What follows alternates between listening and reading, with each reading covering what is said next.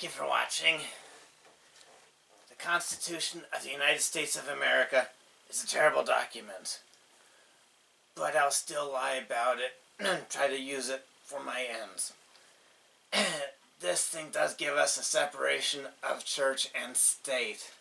Batdad, those words are not in the Constitution anywhere. Shut up, you bigot. No, Batdad, they're not in there. How about if you actually read what's actually in there?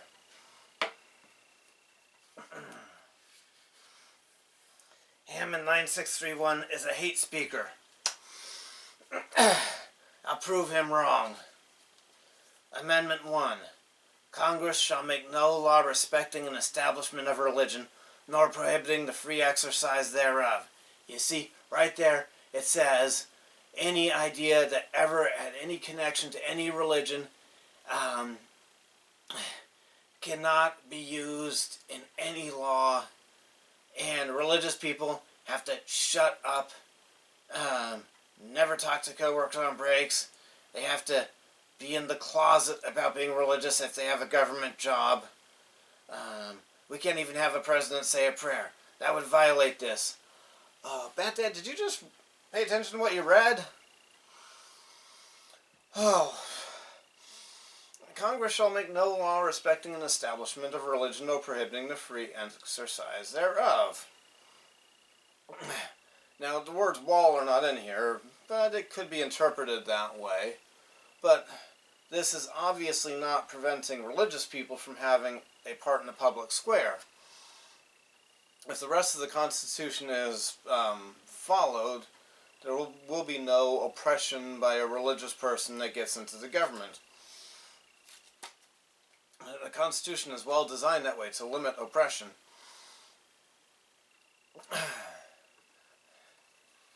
You just confessed that there's a wall there. It's a wall. Oh. Alright. Batdad's wrong. To the degree that there is a wall, walls are put up to, usually to defend something from something else, or to keep something in. Walls are not usually built for mutual protection. Usually when there's a wall, there's a bad side and a good side of the wall. The tigers and lions at the zoo that would literally eat people if they were not locked up in cages, which is a wall you can see through. But the wall there is to protect the people from the animals. It's not because we're that highly worried about lion poaching happening in the middle of a zoo. Prison walls are there to keep people in. We don't build prison walls because we're highly worried about people going in after the prisoners. It's because the prisoners are dangerous, have proven themselves dangerous people. So to the degree that you could say this sets up a wall, it's a wall preventing the government from hurting religion. Religion's not a threat, according to the Founding Fathers, and it really isn't. A sane religion is not a threat. So this is protecting, the wall is to protect religion from the government, not the other way around.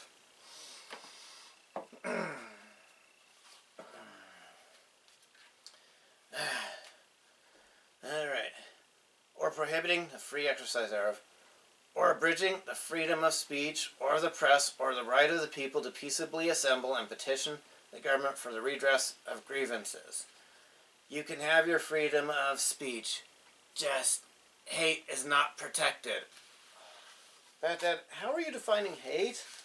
Hammond 9631 is hate. Anyone who disagrees with me is hate. And when I become the president, dictator, anything I don't like is hate. Oh boy, Batdad, that's really bad logic and stupid what you just said.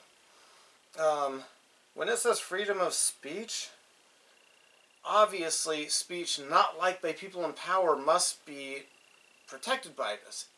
Because without any paper being written, any constitution, any Bill of Rights, everybody in the whole world already has the power to say what those in power agree with and like. Duh. So this obviously does not mean that if you label something as hate, or if somebody doesn't like it, that it is not protected. Yeah, and the freedom of the press is fine, as long as it's CNN. Wait, no, really? Batdad, you don't have freedom of something if it's highly restricted to who can do it.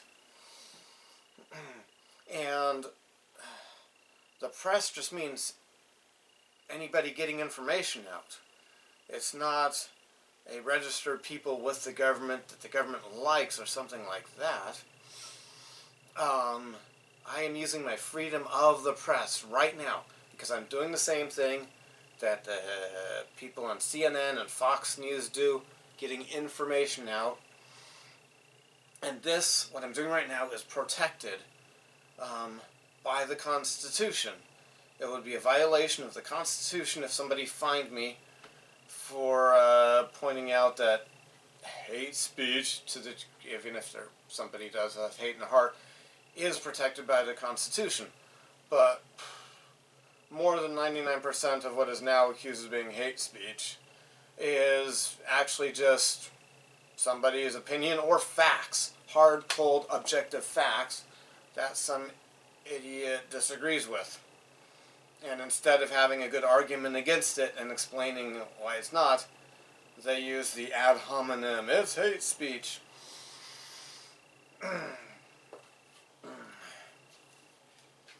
A well-regulated militia, being necessary to the security of a free state, the right of the people to keep and bear arms shall not be infringed. Alright, now Hammond 9631 is going to give you bad information about this. It says militia. That means the United States Army in the middle of a war. You can't take the guns away from the soldiers. It does not mean what Hammond 9631 is going to say. Wow. So according to Batdad, and at least one person who's got bad information on the internet that I've had a dispute with, when it says militia, they mean the modern day definition of the United States Army, which means people who have gone through a highly selective process, more or less selective, depending on whether there was a recruiting drive or battles or not. But still, it's selective. You can apply for the Army and get turned down, where you go through a basic training, and there's a rigorous chain of command.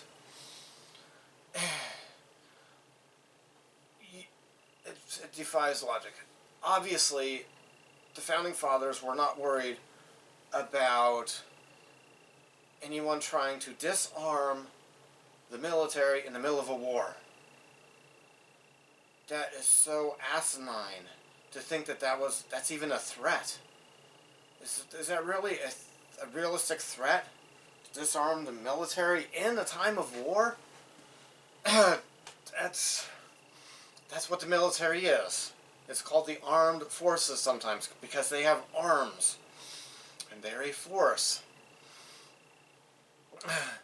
So, when it says militia, the Founding Fathers defined militia for us, so we know what this means. The same people who wrote this wrote what militia meant to them. Militia was every male 16 to 54. And think about average age of death 200 and something years ago. That was every adult male. If somebody was really old, they were exempt, and we were going to celebrate. Wow, we got somebody to, beat the odds and become 60 years old. But most people weren't hitting 60, so it was, for all intents and purposes, it was practically every adult male. So when the militia is every adult male, that's obviously not a selected group of people who've gone through a basic training and have a rigorous chain of command. No, it means everybody. So the militia is everybody because of that fact that the Founding Fathers said the militia is everybody, being necessary to security of a free state. When it says security of a free state, the idiot who said militia in the Second Amendment, it means the same thing as what we mean when we say the U.S. Army now. He was claiming that they were worried about a overthrow of the government. When they say security of a free state, they mean free from tyranny. This does give us, the Second Amendment does make attacking the United States of America a problematic or difficult thing for somebody to do. In World War II, one reason Japan did not come to mainland United States of America is because one of their generals said there would be a rifle behind every blade of grass. So the Second Amendment kept that enemy force out. They were just hoping to cause enough military losses to the United States of America that we would negotiate a peace treaty and end the war that way. They were not expecting to march across the entire armed, country from one end to the other. Alright, but the key point to understand who or what this right is for, as well as understanding what militia meant, is it's the right of the people. Anytime the Bill of Rights says the people, it does not mean the people liked by the government. It does not mean those who have political clout with the current people in power. They already have that. Think of the most tyrannical, oppressive government in the world right now. I guarantee you, the people who have political clout, the people who are really close and agreeing with the people in power, they have guns. They have an army with guns. Of course the people in power, and they get to heap praises on the person in power all day long, and they don't have to worry about going to jail for it. Because everybody in the whole world, without any constitution or Bill of Rights or other document being written down, has the power to say and worship how and do anything and carry any gun that the people in power want them to have.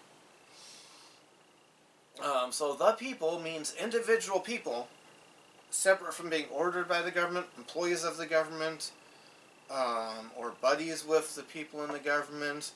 The people means the same thing in Amendment 1, where it says right of the people.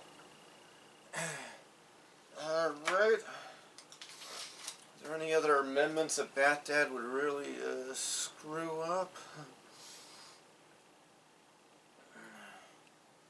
Yep, alright, so now we have found out how wrong Batdad can be about some things.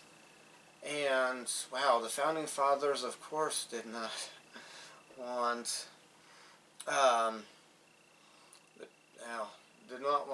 individuals to be disarmed. They wanted the people to have arms. And thank you for watching. You have a good day now that we understand that the Constitution is there to put limits on the federal government's power, especially the Bill of Rights. No, it isn't. Hammond 9631 is wrong. Don't listen to him. Don't believe him.